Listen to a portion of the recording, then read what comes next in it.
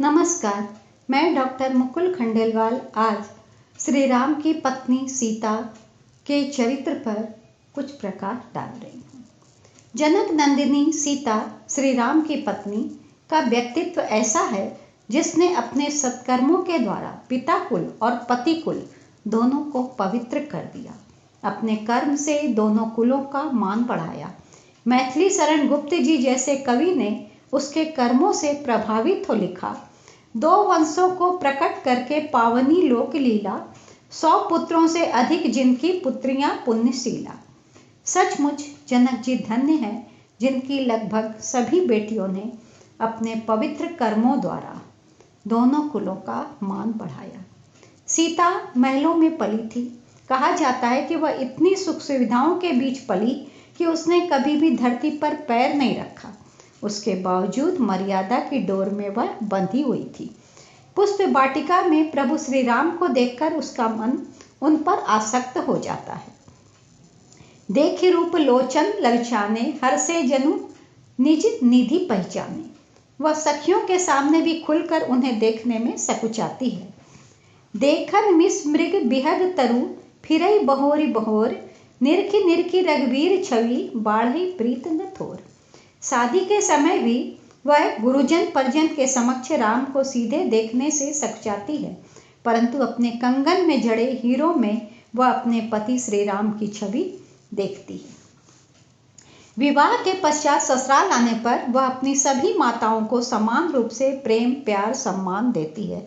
सीता वह पहली नारी है जो सदियों से चली आ रही परंपरा को तोड़कर अपने पति से सुहाग रात में यह वचन मांगती है कि वे एक पत्नी व्रत होकर रहें, उसका पालन करें। युगों से नारी को भोग की वस्तु मानकर एक राजा को कई विवाह करने की स्वतंत्रता प्राप्त थी, परंतु सीता ने प्रभु श्री राम के द्वारा एक पत्नी व्रत धर्म निभाने की मांग करके स्त्री जाति का मान बढ़ाया, गौरव बढ़ाया। उसके पश्चात जब माता कैकेयी द्वारा प्रभु श्री राम को 14 वर्षों का वनवास मिला तो सीता भी उनके संग वन जाना चाहती है। राम उसे बहुत समझाते हैं कि वह वन के कटकीले मार्ग पर नहीं चल सकेगी, बहुत कांटे रहेंगे, सब कुछ रहेगा और भयानक जानवर रहेंगे, तुम देख कर डरोगी। तो राक्षस लोग भी वहाँ घूमते रहते हैं, तुमको डर लगेगा। परंतु सीता साफ शब्दों में अपना निर्णय सुनाती है। कहती है, मैं पुनि समझी देखी मन माही, पिय वियोग सम दुख जग नाही। प्राणनाथ करुणायतन, सुंदर सुखद सुजान, तुम बिनु रघुकुल कुमुद विदु विधु, सुरपुर नरक समान। इतना ही नहीं, वह यहाँ तक कहती है, जिए बिनु देह नदी बिनु बारी, तैसे ही नाथ पुरुष बिनु नारी। फिर भी राम उससे बार बार वन के कष्टों को बतलाकर महल में ही रहने की सलाह देते हैं कि तुम महल में ही रहो, मेरी माँ लोग की भी देखभाल करोगी, इससे बड़ा पुण्य कार्य और क्या होगा।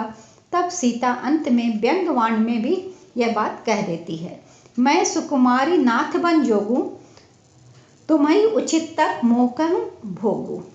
व्यक्ति अपनी बात को साधारण ढंग से कहे तो वह उतनी प्रभाव पादक नहीं होती, वही बात जब व्यंग्य में कही जाती है तो वह ज़्यादा प्रभाव डालती है। अतः सीता राम को व्यंग्य में कहती है। कथन का सीधा अर्थ तो यही है कि मैं सुकुमारी हूँ और नाथ बन के योग्य हैं, आपको तप और मुझे भोग उचित है। परंतु यहाँ व्यंग्य से अर्थ यह निकल रहा है कि यदि मैं महलों में पली राजा की बेटी सुकुमार हूँ तो आप भी सुकुमार हैं, क्योंकि आप भी राजा के बेटे हैं और महलों में पले हैं। फिर यदि उतने सुकुमार होकर आप वन के कष्टों को सहन कर सकते हैं तो मैं क्यों नहीं सहन कर सकती। यह सीता का अटल निर्णय और उसके पति प्रेम की पराकाष्ठा थी। राम अंततः हार जाते हैं और उसे अपने साथ ले चलते हैं।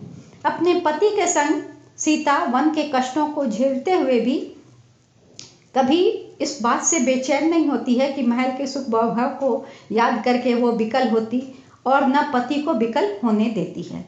छल द्वारा जब रावण उसका हरण कर लेता है तो वहाँ भी वह अपनी मर्यादा का त्याग नहीं करती। वह माता अनुसुईया द्वारा प्राप्त दिव्य वस्त्र जो कभी मैले नहीं होते पहनती है। रावण जब उसके समीप आकर उससे अपना बनने का आग्रह करता है तब वह कितने मर्यादित ढंग से जवाब देती है। तृण धरि ओट कहत बैदेही, सुनहु अवधपति परम सनेही, सुनु दसमुख द्योत प्रकाशा, कबहु की नलिन करई विकासा। जब हनुमान जी लंका दहन कर वापस जाने हेतु माता सीता के पास आते हैं तो वे माता से कहते हैं, अभई मात मैं जाऊ लवाई, प्रभु आये सो नहीं राम दुहाई। सीता जी भी अपने पति के द्वारा मान सहित उनके संग ही जाना चाहती हैं। वहीं सीता, जब रावण उनका वध करने के पश्चात प्रभु श्री राम उनको बुलवाते हैं और वे उससे कहते हैं कि अग्नि परीक्षा दे, तो सीता जो स्वयं पवित्र थी उसे किसी अग्नि परीक्षा का क्या डर था, वह अग्नि परीक्षा देती है। उस अग्नि परीक्षा के पश्चात भी जब घर आने के पश्चात यानी राजमहल में आने के पश्चात एक धोबी की बात में आकर प्रभु श्री राम, भले ही वो अंदर से टूट गए हों और उस पर पूर्ण विश्वास करते हैं कि सीता पूरी तरह पवित्र है, फिर भी लोगों की बात में आकर के उनका जो भी है मजबूरवश चाहे जो भी है उसे वन भेज देते हैं, जबकि वो उस समय गर्भवती थी। तो सीता वहाँ भी एक सबल सशक्त नारी का परिचय देती है। वो अपने बच्चों को जन्म देती है, उन्हें बहुत संस्कारी और सर्वगुण संपन्न बनाती है, जो इतने बने गुणवान थे और इतने होशियार थे कि अश्वमेघ यज्ञ का घोड़ा तक पकड़ लेते हैं।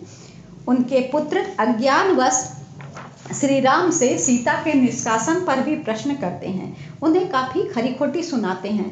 तब प्रभु पुनः सीता को वापस लौटाने का माने कि वो वापस लौट आए, मेरे माने आ जाओ मेरे पास, आग्रह करते हैं और वो राजभवन में ऋषि जी के साथ आती हैं और वहाँ पर पुनः राम उससे ये कहते हैं कि तुम अग्नि परीक्षा दे दो।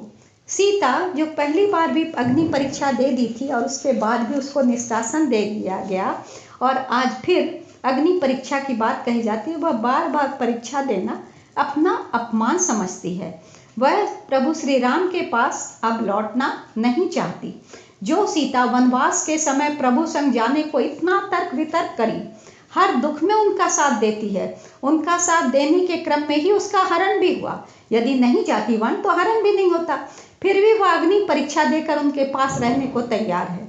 वही सीता बाद में पुनः प्रभु के आग्रह पर अपना स्वाभिमान, अपना अस्तित्व खोकर और पुनः परीक्षा देकर उनके पास जाना नहीं चाहती। वह धरती में समा जाना चाहती और धरती माँ को पुकारती और धरती में समा जाती है। यही है सीता का एक ओर पति प्रेम, पति भक्ति, तो दूसरी ओर नारी के स्वाभिमान की भी वह सशक्त मूर्ति है। वह एक ऐसा हस्ताक्षर है जिसके ऊपर संपूर्ण नारी समाज युगों युगों तक गर्व